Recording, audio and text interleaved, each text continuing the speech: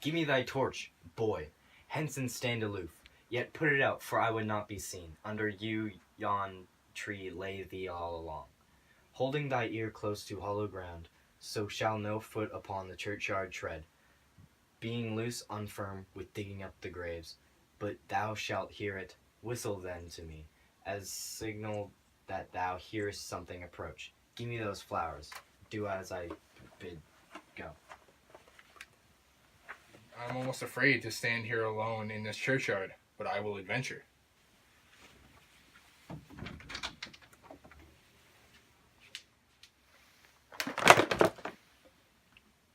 Sweet flowers, with flowers thy bridal bed I strew. O woe, thy canopy is dust and stones, which with sweet water nightly I will do, or wanting that, with tears distilled by moans, the funeral rites that I for thee will keep. Nightly bestrew thy grave in me. The boy gives warning, something doth approach. What cursed foot wanders this way tonight, to cross my funeral rites and true lover's right? What, with a torch? Muffle me, night, a while.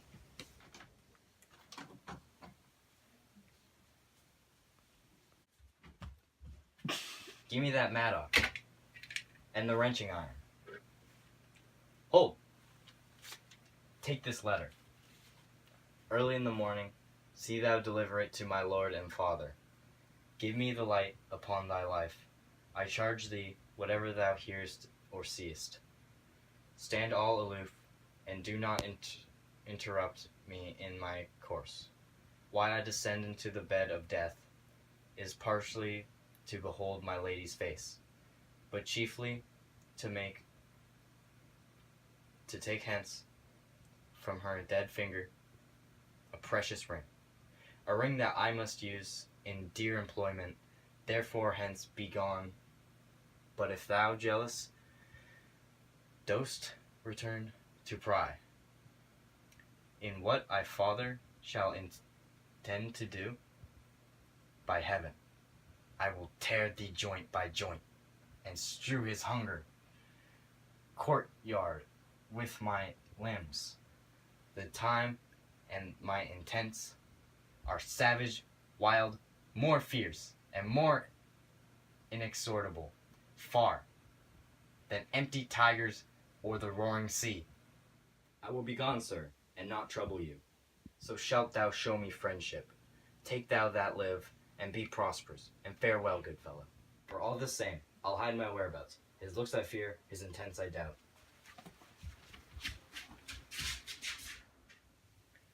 Thou detestable maw, thou womb of death, gorged with the dearest morsel of earth.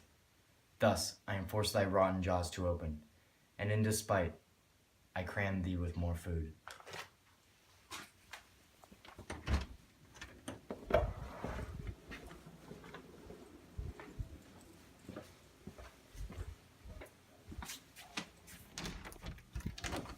Set, banish haughty Montague, the one who killed my love's cousin. With rich grief, it is supposed the fair creature died, and here to come to do some villainous shame to the dead bodies, I will apprehend him. Stop thy unhallowed toil, vile Montague! Can vengeance be pursued further than death? Condemned villain, I do reproach thee. Obey and go with me, for thou must die. I must indeed, and therefore came I hither. Good gentle youth, tempt not a death-sprint man. Fly hence and leave me. Think upon these gone. Let them affright thee, I beseech thee, youth. Put not another sin upon my head, by urging me to fury. O be gone, by heaven I love thee better than myself. For I come hither armed against myself.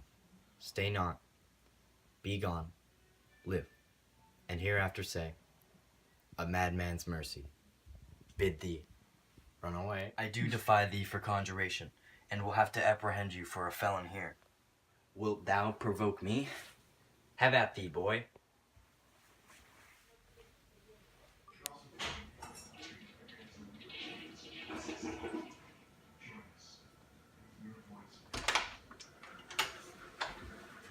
Oh Lord, they fight. I will go call the watch.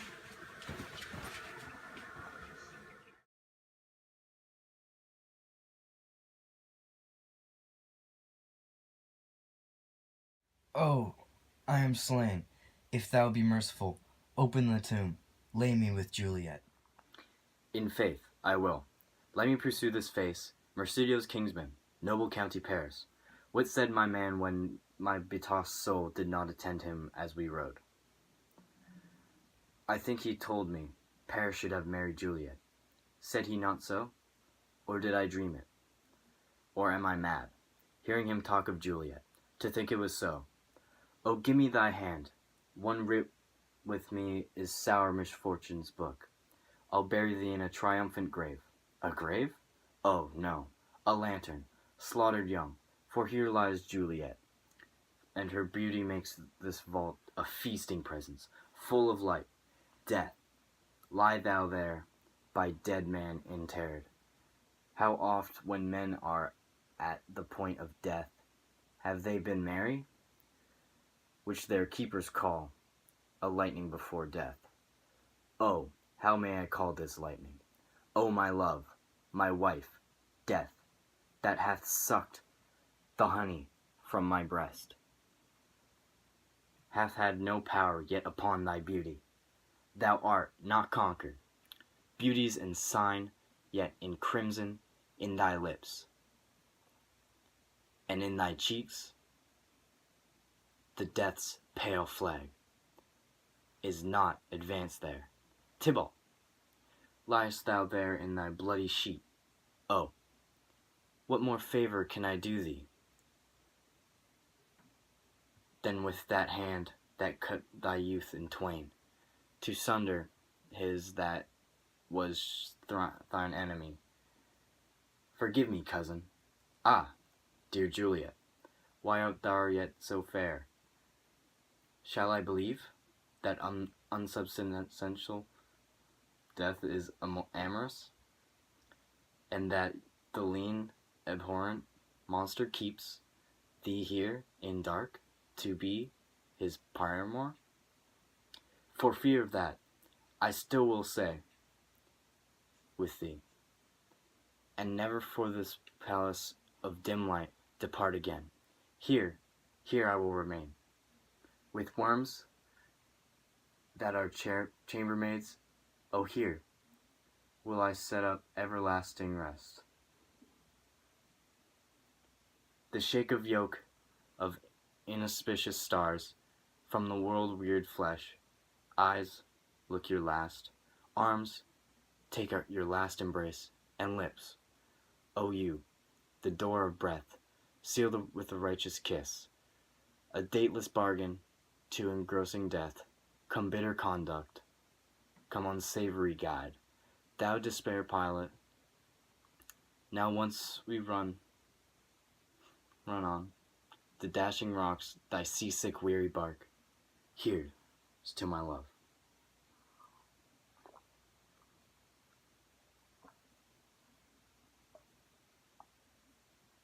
O true apothecary, thy drugs are quick, and thus, with a kiss, I die.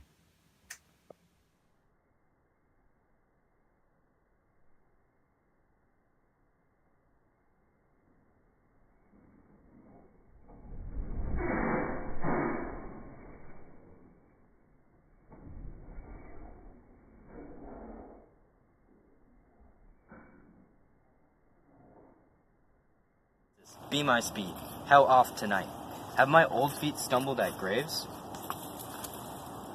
Who's there? Here's one. A friend, and one that knows you well. Tell me, good my friend, what torch is yon that vainly lends his light to grubs and eyeless skulls? As I discern, it burneth the Capel's monument. It doth so, holy sir, for it is my master. Who is it? Romeo. How long hath he been there? Half an hour. Go with me to the vault. I dare not. My master knows not, but I am gone hence, and fearfully did menace me with death, if I did stay to look upon his intents. Stay then. Go alone. Fear comes upon me. Oh, much I fear some ill, unthrifty thing. This yew tree here, I dreamt my master and another fought, and that my master slew him. Romeo!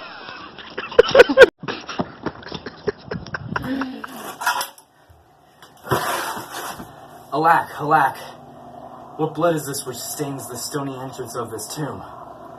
What means this masterless and gory swords to lie discolored here in this place of peace? Romeo. Oh, pale. Who else? Paris too? Steeped in blood? Ah, what an unkind hour. Is guilty of lamentable chance. Ah, the lady stirs. Oh, comfortable friar, where is my lord? I do well. Where should I be? And there I am. Where is my Romeo? I hear some noise. Lady, come from that nest of death, contagion, and unnatural sleep. A great power that we can contradict hath thwarted our intents. Come, come away. Thy husband is in thy bosom. There lies dead, and Paris too. Come, I'll dispose of thee among a sisterhood of holy nuns. Stay not to question, for the watch is coming. Good, go. Good Juliet. I dare no longer stay. Go, get thee hence. I will not stay away.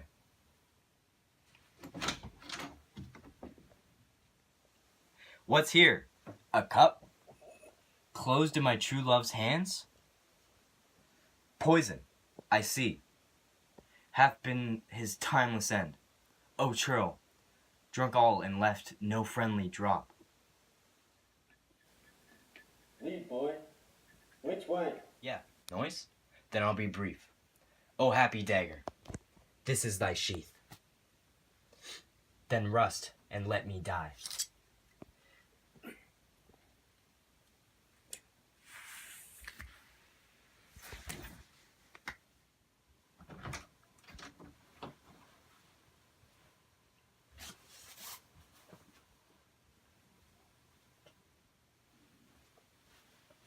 This is the place. There, where the torch doth burn. The ground is bloody. Search about the churchyard. Go, some of you. Whoever you find, attach. Pitiful sight. Here lies the county slain, and Juliet bleeding, warm, and newly dead. Who hath here lain this 2-day burial? Go, tell the prince. Run to the Capulets. Raise up the Montagues. Some others search! We see the grounds whereon these woes do lie. But the true ground of all these piteous woes we cannot, without circumstances, descry. Here's Romeo's man. We found him in the churchyard. Hold him in safety until the prince come hither. Here's a friar that trembles, sighs, and weeps. We took this mattock and this spade from him, as he was coming from the churchyard side. A great suspicion. Stay the friar too! What misadventure is so early up that calls our person from our morning rest?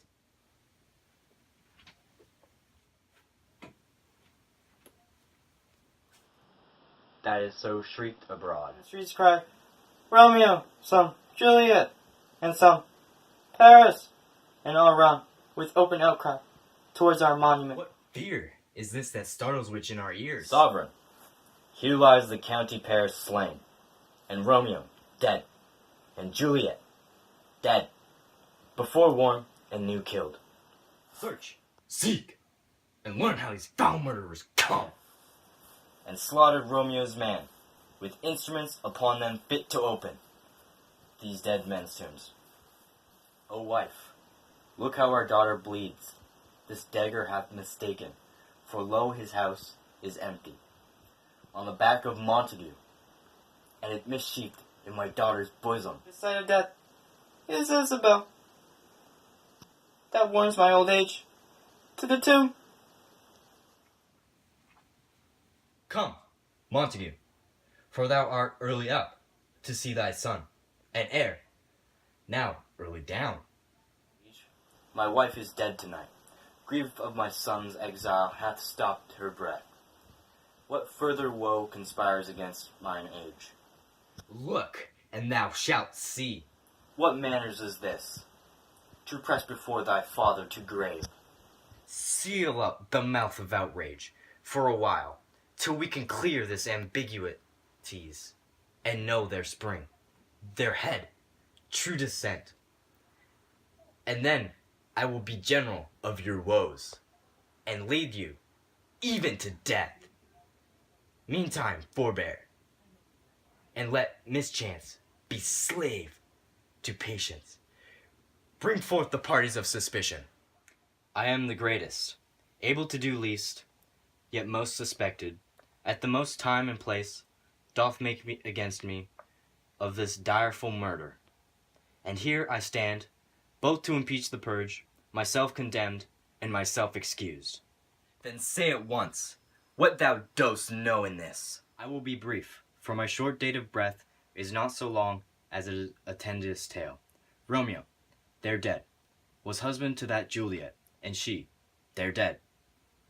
That Romeo's faithful wife, I married them, and their stolen marriage day was Tybalt's doom day, whose untimely death banished the new-made bridegroom from the city, for whom, and not for Tybalt, Juliet pinned you, to remove the siege of grief from her betrothed, and would have married her perforce to County Paris.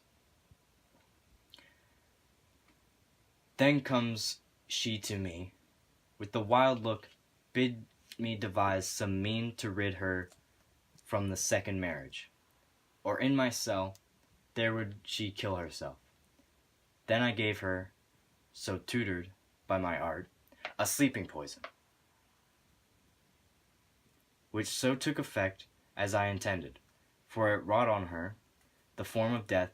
Meantime, I writ to Romeo that he should come hither, come as the dire night, to help take her from her barred grave, being the time the potion's force should cease. But he which bore my letter, by John, has stayed by accident in yesternight, returned by letter back. Then all alone, at the prefixed hour of her waking, came I to take her from her kindred vault, meaning to close her at my cell till I conveniently could send to Romeo. But when I came, some minute eerie the time of her awakening, her untimely lay, the noble Paris and true Romeo dead. She wakes, and I entreated her, come forth, and bear this work of heaven with patience. But then a noise did scare me from the tomb, and she, too desperate, would not go with me, but as it seems, did violence on herself.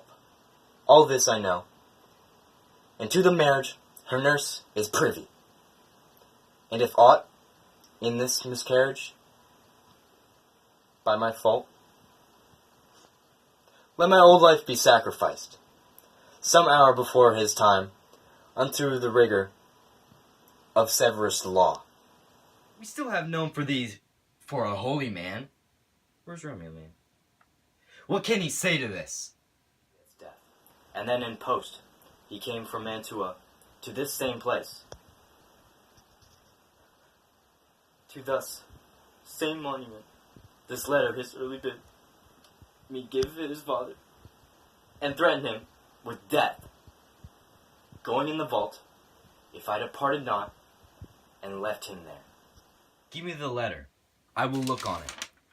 Where is the county's page that raised the watch? Sirrah, what made your master in this place? He came with flowers to strew his lady's grave, and bid me stand aloof. So I did. Anon comes one with light to ope the tome, and by my master drew on him, and then I ran away to call the watch. This letter doth make good the friar words, this course of love, the tidings of their death. And here he writes that he did buy a poison of poor apothecary, and there withdraw came to the vault to die, and lie with Juliet. Where be these enemies? Capulet, Montague, see what scourge is laid upon your hate, that heaven finds means to kill your joys with love. And I, for winking at the discords too, have lost an embrace of kingsmen. All are punished. Brother Montague, give me thy hand. This is my daughter's jointer, for no more can I demand. More, for I will raise her a statue in pure gold, that whiles Verona be that such is known, there shall no figure at such rates be set as that of true and faithful Juliet. Romeo's by his lady's lie, poor sacrifices for our anonymity. A glooming peace this morning, with it brings the sun of sorrow, for not to show his head. Go hence, to have more talk of these sad things. Some shall be pardoned, and some punished. For never was a story of more woe than this of Juliet and her Romeo.